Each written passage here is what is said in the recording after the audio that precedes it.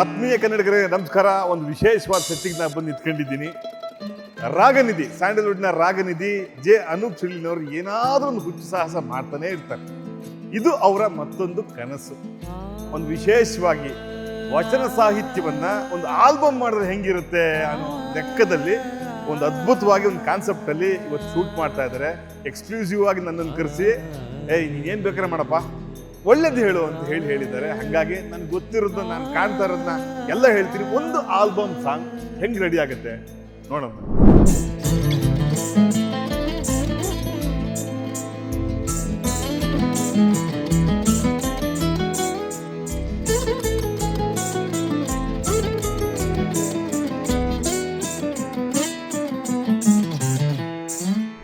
Cinema ಅಥವಾ ಈ ಕಲೆ ಬಂದಾಗ ಇದೊಂದು ಕುಟುಂಬ ಅಂತ ಹೇಳ್ತಾರೆ. ನಾವೆಲ್ಲ ಒಂದೇ ಕುಟುಂಬದವ್ರು ಅಂತ ಹೇಳಿ ಡಾಕ್ಟರ್ ರಾಜ್ಕುಮಾರ್ ಹೇಳ್ತಾ ಇದ್ರು ಯಾವಾಗಲೂ. ಈಗ ಒಂದು ಕುಟುಂಬ ಇಡೀ ಕೆಲಸ ಮಾಡ್ತಾ ಇದೆ. ಅವರ ಚಾಕಚಕ್ಯತೆ, ತನ್ನ ಗಂಡನಿಗೆ ತಾನು ಡೈರೆಕ್ಷನ್ ಮಾಡೋದು, ಹೆಂಡತಿಗೆ ಇವರು ಡೈರೆಕ್ಷನ್ ಮಾಡೋದು, ಈ ಥರ ಒಂದು ವಿಶೇಷವಾದ ನೋಟವನ್ನು ನೋಡಿದೆ. ನನ್ನ ಜೊತೆಗೆ ಇವಾಗ ಮೇಡಮ್ ದಯಮಾಡಿ ಬರಬೇಕು. ನಮಸ್ತೆ. ನಮಸ್ತೆ ಮೇಡಮ್. ಭಾಳ ವಿಶೇಷವಾದ ಒಂದು ಘಟ್ಟ ಅಂದರೆ ಒಂದು ಫ್ರೇಮ್ ನಮ್ಮ ಹತ್ರ ಇದೆ. ನೀವು ಅವ್ರನ್ನ ಡೈರೆಕ್ಷನ್ ಮಾಡ್ತೀರಿ, ಅವ್ರು ನಿಮ್ಮ ಡೈರೆಕ್ಷನ್ ಮಾಡ್ತೀರಿ. ಮನೇಲಿ ಕೆಲಸ ಮಾಡ್ತಿದ್ರಿ ಈ ಥರ ಡೈರೆಕ್ಷನ್, ಅವ್ರ ಡೈರೆಕ್ಷನ್. ಕೆಲಸದಲ್ಲಿ ಯಾವ್ದಾರ ಆಗಿದೆ ಈ ಥರ? ಕೆಲಸದಲ್ಲಿ ಯಾವತ್ತೂ ಆಗಿಲ್ಲ. First time. ಅಲ್ಲ, ಅವ್ರದ್ದು ಮುಂಚಿನ ಆಲ್ಬಮ್ ಎಲ್ಲ ನಾನು ಡೈರೆಕ್ಷನ್ ಡಿಪಾರ್ಟ್ಮೆಂಟ್ ಅಲ್ಲಿ ನಿಂತಿದ್ದೆ. ಕಾಣಿಸ್ಕೊಂಡಿರ್ಲಿಲ್ಲ. ಹೌದು, ಆನ್ ಸ್ಕ್ರೀನ್ ಕಾಣಿಸ್ಕೊಂಡಿರ್ಲಿಲ್ಲ. ಇವಾಗ ಅವ್ರು ನನಗೆ ಆಕ್ಚುಲಿ ಅವ್ರು ಫಸ್ಟ್ ಟೈಮ್, ನನಗೆ ಇದು ಫಸ್ಟ್ ಟೈಮ್ ಇಲ್ಲ. ಅಂದ್ರೆ ಈ ತರದ್ದು ವಿಷಯಗಳು, ಆಮೇಲೆ ಒಂದು ವಚನವನ್ನ ನೀವು ನಿಮ್ ಕ್ಲಾಸಿಕ್ ಆಗಿ ಹೇಳುವಂತ ವಿಚಾರ, ಈ ತರದ್ ಇಬ್ರು ಥಾಟ್, ಯಾರು ಥಾಟ್ ಇದು? ಸರ್ದ ನಿಮ್ದು? ಇಲ್ಲ, ಈ ಥಾಟ್ ಫಸ್ಟ್ ಈ ವಚನನ ನಮ್ದೇನ್ ಟ್ರೆಡಿಷನಲ್ ಸ್ಟೈಲ್ ಇದೆ ಅದು ಬಿಟ್ಟು ಒಂದು ಕಂಟೆಂಪರರಿ ಸ್ಟೈಲಲ್ಲಿ ಮಾಡಿದ್ದು ಅನೂಪ್. ಅದಾದ್ಮೇಲೆ ಅದೇ ನಾವ್ ಈ ತರ ಏನ್ ಆಲ್ಬಮ್ ಒಂದೊಂದೇ ಮಾಡ್ತಾ ಇದ್ದಾಗ ನಾವ್ ಯಾಕೆ ವಚನ ಮಾಡಬಾರ್ದು, ಮತ್ತೆ ನಾವೇನ್ ಇವಾಗ ಟ್ರೈ ಮಾಡ್ತಾ ಇದೀವಲ್ಲ, ಈ ತರದ್ ಯಾರು ಯಾವ ಪ್ಯಾಟರ್ನ್ ಮಾಡಿಲ್ಲ. ಸೊ ಅದಕ್ಕೋಸ್ಕರ ಒಂದಷ್ಟು ಗುಂಪರ್ಕ್ ಮಾಡಿ ಟೆಕ್ನಿಷಿಯನ್ಸ್ ಎಲ್ಲ ಮಾತಾಡ್ಕೊಂಡು ಯಾಕಂದ್ರೆ ನಮ್ಗೆ ಇವರೇ ಬೇಕು ಅವರೇ ಬೇಕು ಅಲ್ಲ, ನಮ್ ಜೊತೆ ಕಂಫರ್ಟಬಲ್ ಆಗಿ ಯಾರು ಇರ್ತಾರೋ, ಇವಾಗ ಅವ್ರ ಥಾಟ್ ನಮ್ ಥಾಟ್ ಒಂದೇ ಆಗ್ಬೇಕು. ಅದಕ್ಕೋಸ್ಕರ ಅದನ್ನ ನೋಡ್ಕೊಂಡು ಇದನ್ನ ಪ್ಲಾನ್ ಮಾಡಿದ್ವಿ. ನಮ್ ಕ್ಯಾಮರಾಮ್ಯಾನ್ ಇಲ್ಲೇ ಇದ್ದಾರೆ, ಕರೆಸ್ತೀನಿ.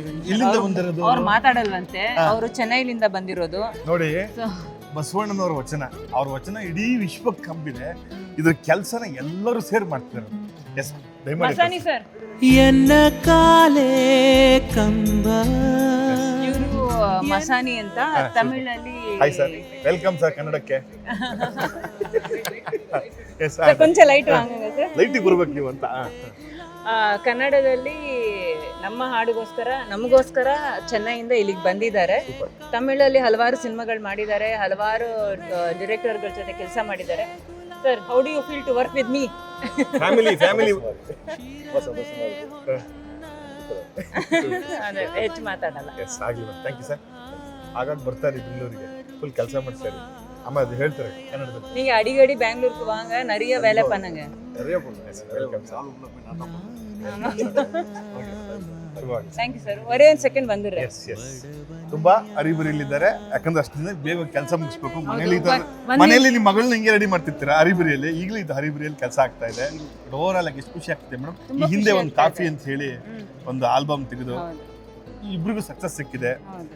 ಗಂಡನ ಕೆಲಸಕ್ಕೆ ಹೆಂಡತಿ ನಿರ್ಮಾಪಕಿ, ಹೆಂಡತಿಯ ಕೆಲಸಕ್ಕೆ ಗಂಡ ನಿರ್ಮಾಪಕ. ಇದು ಜೀವನ. ಅದ್ರ ಕೆಲಸಕ್ಕೆ ಈ ತರದ್ದು ಪ್ರೊಫೆಷನಲ್ ಮಾಡ್ಲೇಬೇಕಾಗುತ್ತೆ. ಒಬ್ರಿಗೊಬ್ರು ನಿಂತ್ರೇನೆ ತಾನೇ ಆಗೋದ್ ಕೆಲಸ. ಯಾರು ಫಸ್ಟ್ ಪ್ಲಾನ್ ಈ ತರದೆಲ್ಲ ಹಿಂಗ್ ಮಾಡೋಣ ಅಂತ ಮಾತಾಡ್ತಾರೆ. ವಚನ ಮಾಡೋಣ ಅಂತ ಅಂದ್ರು. ನಾನು ಯೂಶಲಿ ಏನ್ ಮಾಡಿದ್ವಲ್ಲ, ಅವ್ರನ್ನ ಇಟ್ಕೊಂಡು ಮಾಡೋದು. ಓಕೆ ಅಂದ್ರೆ ಇದು ಆಮೇಲೆ ಇಲ್ಲ ಡ್ಯಾನ್ಸ್ ಫಾರ್ಮ್ ಆ್ಯಡ್ ಮಾಡೋಣ ಅಂದ್ರು. ಯಾವ ಡ್ಯಾನ್ಸ್ ಫಾರ್ಮ್ ಅಂತ ಆಯ್ತು. ನಾನು ಬೇಸಿಕಲಿ ಕಲ್ತಿರೋದು ಭರತನಾಟ್ಯಂ. ಕಥಕ್ ಕಲ್ತಿದ್ದೀನಿ, ಬಟ್ ಇವಾಗ ಭರತನಾಟ್ಯಂ ಅಂದರೆ ನಾನು MA ಮಾಡಿದ್ದೆ ಭರತನಾಟ್ಯಮಲ್ಲಿ. ಬಟ್ ಕಥಕ್ ಎಷ್ಟು ಬೇಕು ಅಷ್ಟು ಕಲ್ತಿದ್ದೆ. ಸೊ ನನ್ನ ತಮ್ಮನ್ನ ಕೊರಿಯೋಗ್ರಾಫರ್ ಆಗಿ ಮತ್ತೆ ಹೇಳ್ಕೊಂಡ್ವಿ. ಆಮೇಲೆ ನಾನು ತಮಿಳ್ನಾಡಲ್ಲಿ ಶೂಟಿಂಗ್ ಹೋಗಿದ್ದೆ. ಇರೈಮಗಳಂತ ಶೂಟಿಂಗ್ ನಡೀತಾ ಇತ್ತು. ಅಲ್ಲಿದ್ದ ಸಿನಿಮಾಟೋಗ್ರಾಫರ್, ಅವ್ರ ವರ್ಕ್, ಅವ್ರ ಲೈಟಿಂಗ್ ಪ್ಯಾಟ್ರನ್ಸ್ ಅದಿಷ್ಟ ಆಯಿತು. ಅಂದರೆ okay, why don't we try with him. ಯಾಕಂದರೆ ಒಂದು ಇಂಡೋರಲ್ಲಿ ಒಂದು ಎಲ್ಲೋ ನಡೀತಾ ಇರೋ ಶೋ ಥರ ಕಾಣಬೇಕು, ಅದೊಂದು ಎಫೆಕ್ಟ್ ಬೇಕು, ಆ ಥರ ಒಂದು ನಮ್ಮ ವೇವ್ ಲೆಂತ್ಗೆ ಮ್ಯಾಚ್ ಆಗೋ ಥರ ಬೇಕು ಅಂದ್ಬಿಟ್ಟು ಅವ್ರನ್ನ ಕರೆಸಿದ್ವಿ. ಸೊ ಅವ್ರ ಟೀಮ್ ಬಂತು. ಹೀಗೆ ಎಲ್ಲ ಹುಟ್ಟಿ ಕೆಲಸ ಮಾಡ್ತಾ ಇದೀವಿ, ಒಳ್ಳೇದಕ್ಕೆ ಯಾರಾದ್ರೆ ನಮ್ಗೆ. ಅದೇ ನಿಜ. ನಾನು ಏನು ಹೇಳಕ್ ಬರ್ತೇನೆ ಅಂದ್ರೆ ಮೇಡಮ್, ಒಂದು ಹಾಡು ಇಷ್ಟೊಂದು ಕೆಲಸ ಕೊಡ್ತಿದ್ಯಲ್ಲ. ಆಮೇಲೆ ನೀವು ನಂಬ್ತೀರಾ, ಒಂದು ಹಾಡನ್ನ ಅಂದ್ರೆ 4 ನಿಮಿಷದ 50 ಸೆಕೆಂಡ್ ಹಾಡನ್ನ ಒಂದು ದಿನದಲ್ಲಿ ಶೂಟ್ ಮಾಡ್ತಾ ಇದೀವಿ. ಅವರು ಶಿವಾಲಯವ ಮಾಡುವರು, ನಾನೇನ ಮಾಡಲಿ ಬಡವನಯ್ಯ ಬಡವನಯ್ಯ. ನೋಡಿ, ಎಲ್ಲರಿಗೂ ಅವಕಾಶ ಸಿಗಲ್ಲ. ಇದು ನೀವೇ ಕಂಪೋಸ್ ಮಾಡಿರೋದು, ನೀವೇ ಹಾಡಿರೋದು, ನೀವೇ ಆಕ್ಟಿಂಗ್ ಮಾಡ್ತಾ ಇರೋದು. ಇಲ್ಲ ಆಕ್ಟಿಂಗ್ ಅಂದ್ರೆ ಈ ಹಾಡಲ್ಲಿ ಹೋಗಿ ಬಂದು ಮಾಡ್ತಿರ್ತೀನಿ. ಬಟ್ ಈ ಹಾಡನ್ನ ಒಂದು ಬೇರೆ ನಮ್ಮ ಬಸವಣ್ಣ ಅವ್ರದ್ದು ನಿಮ್ಗೆ ಗೊತ್ತಿರಂಗೆ ಉಳ್ಳವರು ಶಿವಾಲಯ ಮಾಡುವರು, ನಾನೇನ ಮಾಡಲಿ ಬಡವನೇ, ನಾವೊಂಥರ ಬಡವ್ರೆ. ಅಯ್ಯೋ, ಇದನ್ನ ಸ್ವಲ್ಪ ನಾವು ಕಟ್ ಮಾಡ್ಬಿಡ್ತೀವಿ, ಇದನ್ನ ಹಾಕಲ್ಲ. ಯಾಕಂದ್ರೆ ಜನ ನಂಬಲ್ಲ ಇದನ್ನ. ಬಡವ್ರು ಅಂದ್ರೆ ರಾಗನಿಧಿ ನಾನು ಬಡವ ಅಂತ ಹೇಳೋದು. ಅಲ್ಲ ದುಡ್ಡಿರೋರೇ ಮಾತ್ರ ಶ್ರೀಮಂತರು, ದುಡ್ಡಿಲ್ಲೇ ಇರೋರು ಬಡವರು, ಆ ಥರ ಅಲ್ಲ ಇದು. ಆ ಥರ ಅಲ್ಲ ಇದು. ಆ ಥರ ಅಲ್ಲ ಇದು.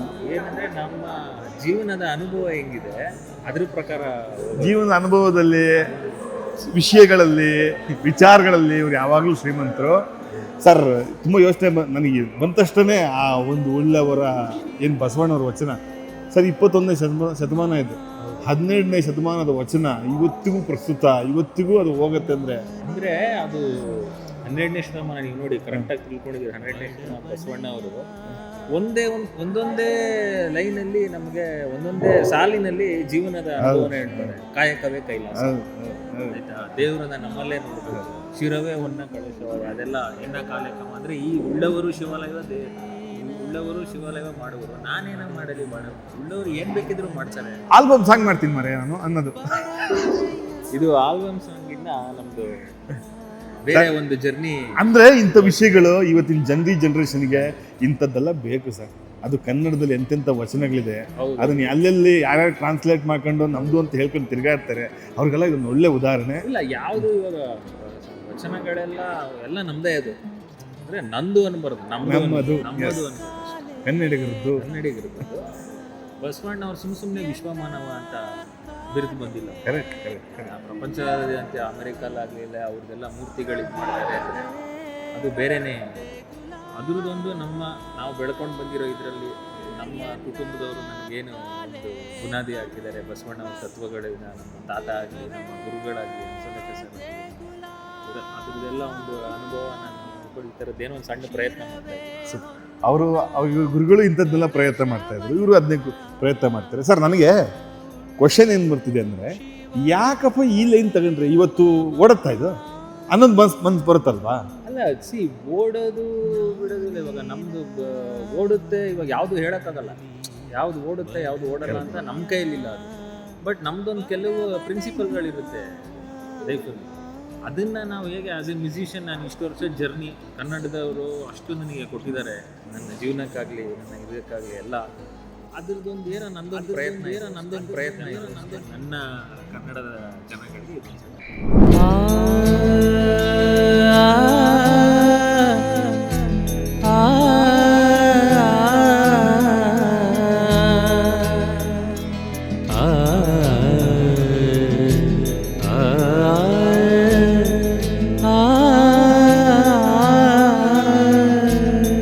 ಅನೂಪ್ ಶ್ರೀಲಿನ್ ಎಲ್ಲಿರ್ತಾರೋ ಅಲ್ಲಿ ವ್ಯಾಸರಾಜ್ ಇದ್ದೇ ಇರ್ತಾರೆ. ಅವ್ರಿಗೂ ಇವ್ರಿಗೂ ಒಂಥರ ಹಿಂದಿನ ಜನದಲ್ಲಿ ಗಂಡ ಹೆಂಡತಿ.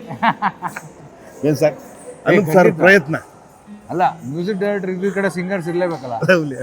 ನೀವು ಹೇಳ್ದಂಗೆ ಅದೊಂದು ಒಳ್ಳೆ ಅನುಬಂಧ ನಮ್ದು. ಆ್ಯಂಡ್ 2016 ಅನೂಪ್ ಸರ್ ಕ್ಲೋಸ್ ನಮಗೆ.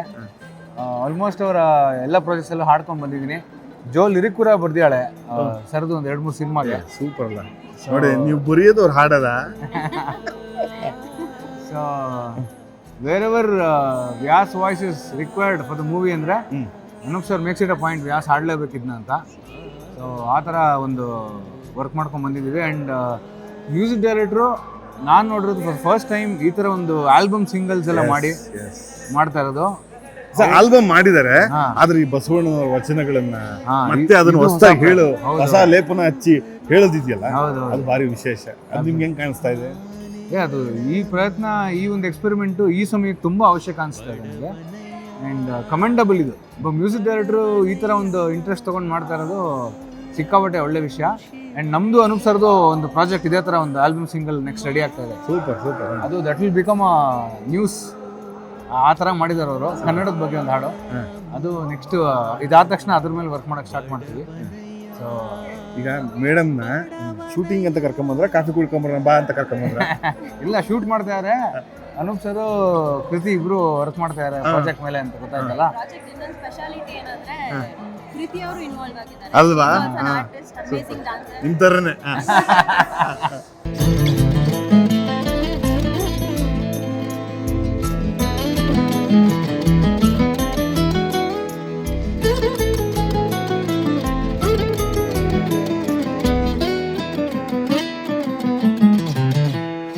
ತುಂಬ ಖುಷಿ ಆಗ್ತದೆ. ಬಿಕಾಸ್ ಯಾರು ಈ ಥರ ವಚನ ಸಾಹಿತ್ಯ ಮಾಡೋದಿಲ್ಲ. ಸೊ ಅಂಥದ್ರಲ್ಲಿ ನಾವು ಅದರಲ್ಲೂ ಕಥಕ್ ಮಾಡ್ತಾ ಇದ್ದೀವಿ. So this is our team and thanks to Anoop sir and Kriti Shetty and for whole team and cameraman sir ಆಗಲಿ, ಎಲ್ಲರೂ ಸೋ ಕೋಆಪರೇಟಿವ್. ಶಾಸ್ತ್ರೀಯ ನೃತ್ಯ ಶೈಲಿಯಲ್ಲಿ ಹಿಂದೆಗಡೆ ತಬಲಾ ಅಥವಾ ಮೃದಂಗ ಹಿಡ್ಕೊಂಡು ಮಾಡ್ತಾರೆ. ಸೊ ಅದಕ್ಕೆ ಕಾಲನ್ನು ಅಥವಾ ಕೈಯನ್ನು ಸಿಂಕ್ ಮಾಡ್ಕೊಂಡು ಮಾಡೋದು ತುಂಬ ಸುಲಭ. ಬಟ್ ಇದರಲ್ಲಿ ಕರೆಕ್ಟಾಗಿರುವಂತಹ ಅಥವಾ ಹಿಡಿದಿಟ್ಟಿರುವಂತಹ ಪಕ್ಕವಾಜ್ ಯಾವುದೂ ಇರಲಿಲ್ಲ. It was just a guitar and few other instruments. ಅದಕ್ಕೆ ಕಥಕ್ ಮಾಡೋದು ಒಂಥರ ಕಾಂಪ್ಲಿಕೇಟೆಡ್, ಚಾಲೆಂಜಿಂಗ್ ಆಗಿತ್ತು. But I think Karthik B Shetty ಅವ್ರ ಕೊರಿಯೋಗ್ರಫಿಯಲ್ಲಿ ಚೆನ್ನಾಗಿ ಮಾಡಿದ್ದಾರೆ. It's a very new experience. Kathak ನಾನು ಇದು ಫಸ್ಟ್ ಟೈಮ್ ಮಾಡ್ತಾ ಇರೋದು, ಯಾವತ್ತೂ ಪ್ರಾಕ್ಟೀಸು ಮಾಡಲ್ಲ. ಅದಕ್ಕೂ ಇಷ್ಟು ಡಿವೋಷನಲ್ ಸಾಂಗಲ್ಲಿ ಚಾನ್ಸ್ ಸಿಕ್ಕಿರೋದು very thanks to Kriti Shetty and Anoop sir. ನಾನೇನ ಮಾಡಲಿ ಬಡವ. ನನಗೆ ಇವ್ರ ಜೊತೆ ವರ್ಕ್ ಮಾಡಲಿಕ್ಕೆ ಏನಕ್ಕೆ ಇಷ್ಟ ಆಗುತ್ತೆ ಅಂತ ಹೇಳಿದ್ರೆ, ತುಂಬ ಪ್ಲ್ಯಾನ್ಡ್ ಆಗಿ ಎಲ್ಲ ಡಿಸೈಡ್ ಮಾಡಿಕೊಂಡು ವಿ ಸ್ಟಾರ್ಟ್ ಶೂಟಿಂಗ್. ಸೊ ಆ ಥರ ಅಂದರೆ ಮತ್ತೊಂದು ಫ್ಯಾಮಿಲಿ ಥರ ಇದ್ದೀವಿ ನಾವು. ಸೊ ಶೂಟ್ ಮಾಡ್ಲಿಕ್ಕೆ ನಮ್ಗಂತ ಡಿಫ್ರೆನ್ಸ್ ಏನು ಅನ್ಸಲ್ಲ.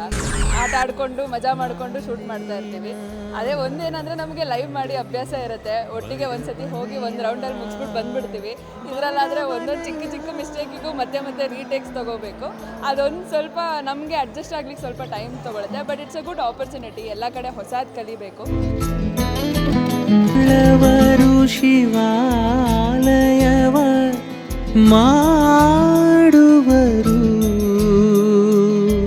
ನಾನೇನ ಮಾಡಲಿ ಬಡವನಯ್ಯ ಬಡವನಯ್ಯ. ಈಗ ಯಾವುದೇ ಸಿನಿಮಾ ಶೂಟಿಂಗ್ ಆಗಲಿ ಎಷ್ಟೋ ಜನ ವರ್ಕರ್ಸ್ಗೆ ಒಂದು ಒಳ್ಳೆ ಕೆಲಸ ಕೊಡುತ್ತೆ. ಎಲ್ಲೆಲ್ಲಿಂದನೂ ಬಂದು ಕೆಲಸ ಮಾಡ್ತಾರೆ, ಸಿನಿಮಾದ ಮೇಲೆ ಆಸಕ್ತಿ ಅವ್ರಿಗೆ. ಆದರೆ ಒಂದು ಆಲ್ಬಮ್ ಸಾಂಗಿಂದ ಇಷ್ಟು ಜನಕ್ಕೆ ಕೆಲಸ ಕೊಡೋದಿದೆಯಲ್ಲ, ತುಂಬ ಗ್ರೇಟ್ ವಿಷಯ. ಇದೇ ಥರದ ಪ್ರಯತ್ನಗಳು ಯಾವಾಗಲೂ ಆಗ್ತಾ ಇರಬೇಕು. ಆವಾಗ ಇಂಡಸ್ಟ್ರಿ ಬೆಳೆಯುತ್ತೆ, ಸಿನಿಮಾ ಆಸಕ್ತರಿಗೆ ಒಂದು ಆನಂದ ಮತ್ತು ಅವ್ರ ಮನೆಗೆ ಅಕ್ಕಿ ಬೇಳೆ ಎಲ್ಲ ಸಿಗುತ್ತೆ. ಏನು ಹೇಳ್ತೀರಾ? ಉಳ್ಳವರು ಶಿವಾಲಯವ ಮಾಡುವರು ನಾನೇನ ಮಾಡಲಿ ಬಡವನಯ್ಯ ಬಡವನಯ್ಯ ಬಡ